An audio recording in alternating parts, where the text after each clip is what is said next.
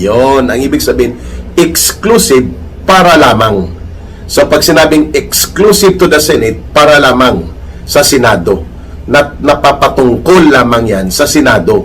Ang pag sinabi po natin ang tinatawag na impeachment trial. At doon lamang po mahahatulan si Vice President Sara Duterte ng convicted or absuelto, not convicted. Yes or no yung botohan dyan, pero explain mo syempre ang vote mo dyan sa plenaryo ng impeachment or sa collegial gathering ng impeachment court where the senators will act as the impeachment court judges. Ayun. Yun po ang ibig nating sabihin kung bakit ang pakahulugan ng exclusive para lamang. Ayun, hindi malinaw, no? Bugok din ito si Luis Tron na sa sobrang bungangera niya kung ano-ano na lang lumalabas sa bibig niya, pero hindi niya may paliwanag itong na-disallow at pinabaklas na lang niya na proyekto niya ng mga cat's eye, yung parang nagre-reflect na gadget on the road, no, na overpriced ng masyado by kung si Mayor Magalong pa, overpriced by almost 800%. Wow, walong beses po na inakyat ang presyo, no? Allegedly ang proyekto sa Batangas 2nd District ni Luis Tro, ganun po ang ginawa niya at binaklas na lang at hindi na nagagamit, no? Dapat nga ito siya ang iniimbestigahan, no? Makapal talagang apog nito ni Maletagang. Syempre utos yan ni Romualdez at ni Marcos ang ginagawa niya. Ang nagbanggaan po, mga kababayan, ay itong opinyon at mga pahayag na inilabas po ni Attorney Sal Panelo at sinagot naman ni Senator Ping Lacson. Medyo maanghang at kumakatay ang kanilang mga salita, no? Nangangatay. Dahil nagpalabas po ng kanyang projection analysis si Attorney Sal Panelo. Ang isa pa pong attorney na Panelo din, anak niya yon, si Attorney Paulo Panelo. Si Attorney Salvador Panelo po, ito ang naging presidential legal advisor sa panahon po ni Pangulong Rodrigo Duterte. So sinabi niya na sa kanyang projection at mga pananaw ay 4 lang daw ang mga pusakal na kontra Duterte. Kaya yon ang sigurado siyang boboto na ipakonvict si Sara Duterte. Ang term na ginamit ni Attorney Sal Panelo, pusakal. No, siguro doon na offend si Ping Lacson sa word na o sa salita na pusakal. Kasi ang pusakal ay ginagamit yan sa mga kriminal, no, sa mga walang puso, no, sa mga sagadsarin, rabid, no, yun ang mga equivalente, no, mga makakapal ang apog at walang puso na mga uri ng tao. Yun ang ibig sabihin ng pusakal. The most of the lowest or the lowest of the lowless. Yun po ang ibig sabihin ng pusakal na mga kontra Duterte. Tinukoy ni Attorney Sal Panelo si Senator Tota Soto, si Senator Ping Lacson, si Sharon Kiko Pangilinan at si Risa Dahontivirus. 4, no? Ang sa akin nga 6 ang sigurado. Tingin ko, idadagdag ko pa ang magkapatid na Tulfo, no? So 6, but they need si Marcos at sila Romualdez, they need 16 senators para po mapa-convict nila si Sara Duterte, and that is a mandatory number. 2/3 of the members of the Senate, regardless kung present or on leave, because the Senate in the Philippines is composed of 24 senators. So ang 2/3 po niyan ay 16. Below 16 ang numero na boboto sa yes for the conviction ay absuelto po ang inaakusahan sa impeachment na complaint. Kapag abstain, equivalent yan sa no. So, pwedeng ang safe na gagawin para iwas pusoy, mag-abstain yung marami dyan, no? Lalo na po yung mga magpapa-elect. Pero yung abstain, walang paninindigan halos po yan. Kasi, parang pumapagitna ka pero alanganin. Ayun. Pero ang technical effect ng abstention o hindi pagboto ng yes or hindi pagboto ng no, you refuse to enter your vote, which is also acceptable, ay ang equivalent niya technically, pabor yan sa no. Kaya kailangan may 16 na yes votes. Ngayon, tinawag ni Attorney Sal Panelo na mga pusakal na mga anti or kontra Duterte. Itong apat, no? Si Tota Soto, si Ping Lacson, si Sharon Kiko Pangilinan, at si Hontivirus. So sa akin, idinagdag ko yung dalawa na mga oportunista, yung magkapatid na Rapi at Erwin Tulfo. Kasi yung marami po dyan ay mga re-electionist pagdating sa 2028. So sigurado pong mamarkahan yan ng milyon-milyon na mga tagapagsuporta ng Duterte political group o ng political camp ng mga Duterte, no? Yung nagmamahal at patuloy na sisimpatya sa kay Pangulong Rodrigo Duterte, kasama na po sa kay Vice President Sara Duterte. I would say siguro aabot pa yan ng hindi bababa. Ipagsama mo yung supporters ng mag-ama na Duterte, Sara Duterte at Rodrigo Duterte, hindi bababa din yan sa mga 25 million. No, pagpalagay mo may mga iba na naapektuhan na yung kanila, kasi unit team yan no? Ang 32 million. So ipartida mo na may 10 million na mga nabawas. Pero mga or 8 million. Pero hindi pa rin bababa sa 25 million na mga Pilipino na botante. Voters yun 25 million na mga Filipino voters, no, electorates, ang naniniwala at magsusuporta at nagsusuporta pa rin sa mga Duterte. That is my personal projection. Malaki pa rin po yung 25 million. Siyempre, nabawasan na rin po yung dating 32 million votes na nakuha ni Sara Duterte at yung 16 million votes na nakuha ni Pangulong Rodrigo Duterte. Over the years, no, dahil nga po sa patuloy na mga maruruming laro sa propaganda at mga paggamit ng dirty publicity attack laban kay Vice President at kay former President Duterte at kay VP Sara.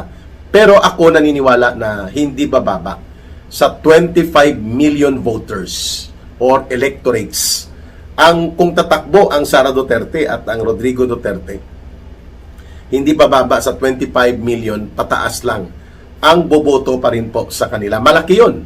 Lalo na kung ang kandidato na tatakbo sa pagka-presidente ay mga tatlo, like Sara Duterte, Leni Robredo, or sino sa kanila ni ambisyusang Hontivirus, at kung magtutuloy pa si John Vic Rimulya.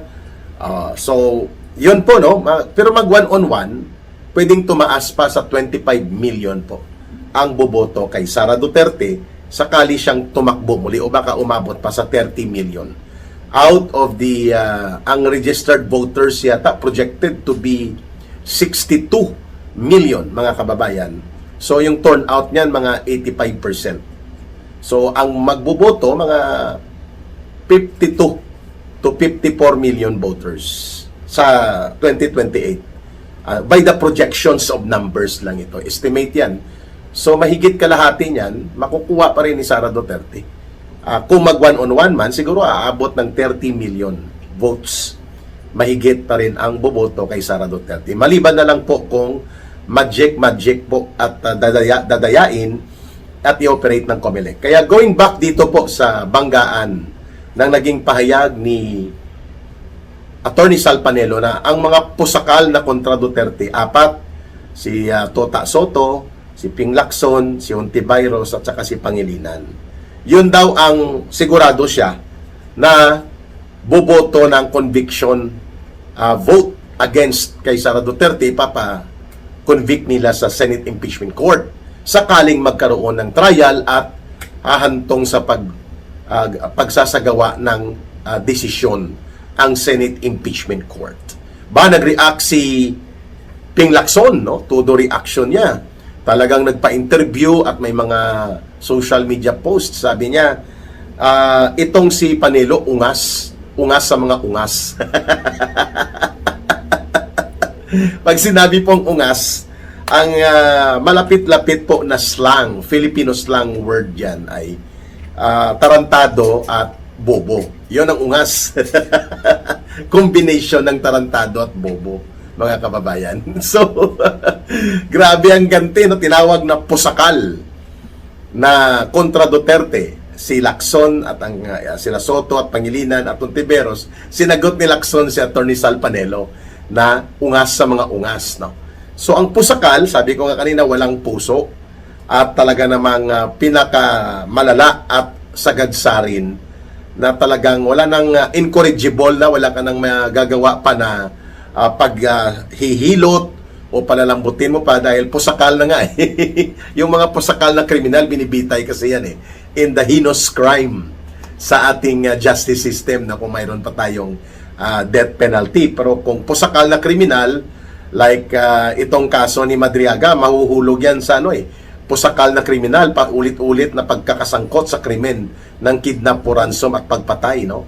So, pusakal ang tawag dyan. So, nasaktan itong si Ping Lacson, ha? Wow, may damdamin pala si Ping Lacson, ha?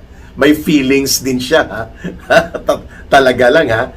Pero hindi siya nasasaktan pag tinatawag siyang special agent na bayaran at kinokontrata ng Malacanang ayon sa persepsyon ng maraming mga Pilipino dahil sa kanyang diskarte na tabon-tabunan at pagtakpan si Marcos at si Romualdez bilang mga itinuturong mastermind dito sa 1.5 trillion pesos or more na iskandalo ng pangungulimbat at mga pandarambong sa pundo ng pamahalaan. Sa Senate Blue Ribbon Committee, ayaw niyang magtestigo dyan.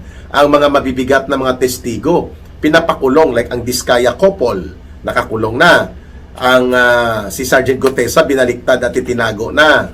At pati po itong 18 former soldiers na naging security personnel detailed to Saldico at naging staff niya, hindi rin pinayagan.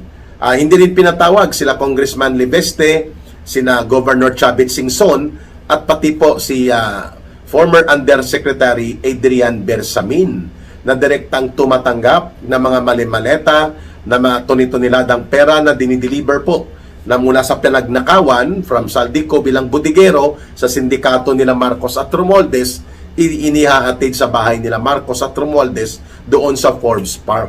So 18 former soldiers po ito, plus na una na itong binunyag ni Sergeant Gutesa na pinatotohanan din ni Saldico.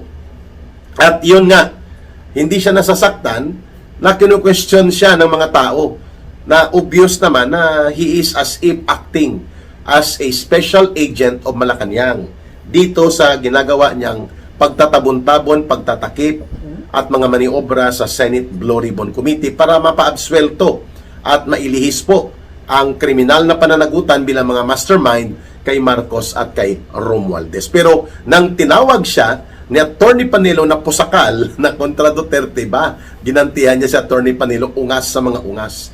At ang redeeming factor lang daw, or ang term na ginamit niya, saving grace. Wow. Saving grace daw ni Attorney Sal Panelo, ang kanyang anak ni si Attorney Paulo Panelo, na mas matino at maayos ang pag-uugali or karakter. Wow, nag-lecture si Ping Lacson sa pag-uugali at karakter. Hindi nga niya sinasagot yung akusasyon sa kanya ng dating Customs Commissioner Chief na si dating Marine Captain Nicanor Faildon na nasasangkot ang kanyang anak doon sa mga smuggling issue ng semento. At sabi ni Captain Faildon, ni Customs Commissioner Faildon, by the billions of pesos po ang nawawala sa gobyerno dahil sa smuggling ng semento na pinapalusot nung panahon po na may impluwensya pa sila Lacson, no? It was direct accusation, pero hindi ito sinagot ni Senator Ping Lacson at itong mga pahayag na yon ni Nick Faildon. Hindi siya nasaktan doon masyado, pero dito nasaktan siya ng tinawag siyang pusakal na kontra Duterte. At antayin natin kung ano magiging sagot ni Attorney Sal Panelo nang tinawag siyang ungas sa mga ungas, at pasalamat lang daw siya at matino ang kanyang anak, hindi kumpara sa kanya na si Attorney Paulo Panelo. Nakita ko rin po ang post ni Attorney Paulo Panelo. Interesting. Sabi niya, "My father, Attorney Sal Panelo, is capable enough to defend himself." So, ang sa akin lang, nagpapasalamat din ako kay Senator Lacson for his kind words, but I am also supporting the views and projections made by my father na yun nga, hindi makukuha yung 16 votes of conviction from 16 senators against Sara Duterte. Okay, mga kababayan, very interesting po ito. Nagpapakita ito na mahapdi ang sugat ng katotohanan.